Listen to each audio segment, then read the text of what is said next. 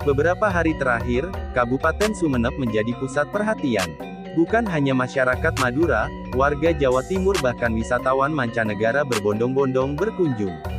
Sebab, di Kota Keris sedang digelar event akbar kesenian budaya bertajuk Madura Culture Festival. Kegiatan tersebut digagas oleh Bupati Sumeneb Ahmad Fauzi Wongsojudo. Bupati yang akrab disapa Cak Fauzi itu menyampaikan sambutan pada pembukaan Madura Culture Festival Sabtu, 26 Agustus malam. Dia menegaskan ingin mengenalkan kekayaan seni, budaya, dan pariwisata Sumeneb kepada publik mancanegara.